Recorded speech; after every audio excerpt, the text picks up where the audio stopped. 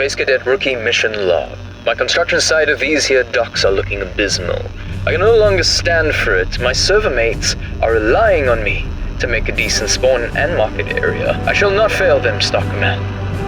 Over and out. Hi. Hello. Hello and welcome to the bottom of the planet. I nearly forgot that I do intros. That's a thing I do. Hi guys, it's me, Space Cadet Rookie. And obviously today we're going to be talking about a movie that I thought was going to be bad. I really did think this movie was going to be bad. Cinema has a tendency to ruin good things, and especially when touching older stuff. This is Buzz, our beloved Buzz from Toy Story. You know, there's a rich history there. And you know what? This movie didn't suck.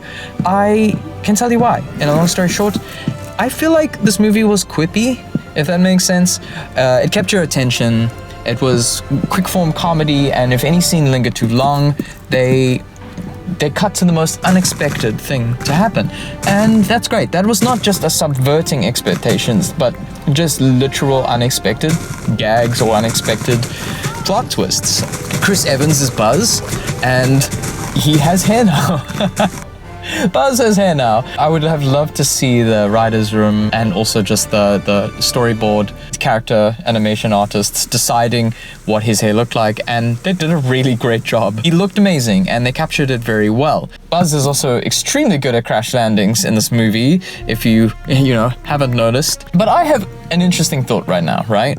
So in the opening of this movie, it states that Andy watched this film in 1995, right?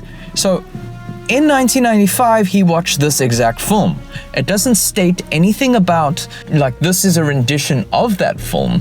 No, it states that this is the exact film, which means in that time, Waterworld, Clueless, and Braveheart were the sorts of things playing in cinema at that point. Which means this movie single-handedly would have blown everyone away for its CGI and special effects, because there was nothing like it, because it's ahead of its time, literally, and it would be in that world. This would have won Best Picture, hands down, and everyone would have lost their minds, because Braveheart was the movie that was out at the time. I mean, Braveheart's amazing, but this movie just looks amazing. It really does, though. Even now, it looks incredible. Pixar did a great job. This was the movie nobody asked for and nobody wanted, but that we got anyway. And with my low expectations and cynical mind, I didn't think much of it, and boom, here we go, a great movie. So let's talk a bit about the characters, because that's the thing I thought was going to drag this movie down. Socks is introduced. He's all over the poster. He's a cute robotic cat. Now, this cat should have been the thing that ruined the movie, but Socks didn't, right? Socks actually was great. He was so funny, and I hate to admit this, but he was cute. I really didn't want to like this character, because Buzz should not have a robotic kitten, but he did anyway, and it was good. So for the movie nobody asked for, Buzz getting a pet nobody asked for, worked. Now the ragtag group of cadets, those took a long time to warm up on me, and I thought these guys were the thing that was going to ruin it. But they did not. They literally tied and concluded all of the small things they established with him. Mo finds his skill and ingenuity. He's also played by Taika, by the way, which I thought, who is currently oversaturated in Hollywood, and I did not like Thor. The young Hawthorne conquers her fear of space by literally going into space, and Darby honestly doesn't change, just gets allowed more of her convict side, which was great. And then Zurg, his arch nemesis. I forgot about the classic reveal of his identity, which was very Star Wars-y, so it almost happened to me again. I won't go into actually what they identified with him. I thought it was very clever, and it was very interesting, and for once, our villain's plight and incentives actually really made sense. Like, you can understand it properly, and it ties in perfectly to the theming of the movie. Now, on that, the movie has two messages, so I'm going to talk about the second one mostly, because that's the one I care about. It felt like a hidden message, the one I needed to hear. But firstly, the main message is that Buzz needs to accept that it is okay to ask for help, and that it is good to ask for help, that you cannot do something alone. It ties in everywhere from the beginning. His main failure itself was the fact that he did not ask for help from his rookie.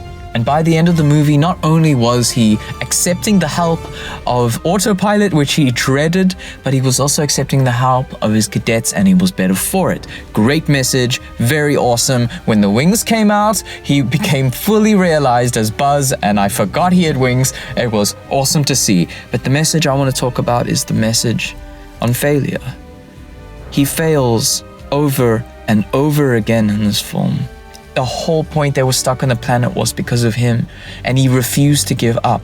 He watched people's lives go by because of the time dilation, and he kept going. He over and over again, and I kept thinking he was gonna give up, but he didn't. He just kept trying, and that was amazing to see.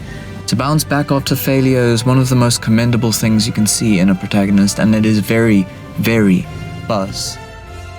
It was actually kind of hard to watch the failure because they touch on something very real. Sometimes you don't succeed. Sometimes you do fail. Sometimes you have to accept that failure, as Buzz had to at the end of the film. And I thought that was really cool. It reminded me a bit about Berserk, which never got its ending. About a character who lost and who wanted to seek revenge, who realized the thing that he actually needed was just to heal. He didn't need to seek revenge, he just needed to heal himself. So that hit me real deep. Good on you, Buzz, for keeping on trying and accepting. I would recommend that you watch this movie if you haven't. I did not expect I'd be saying this, but here I am anyway. You should watch it.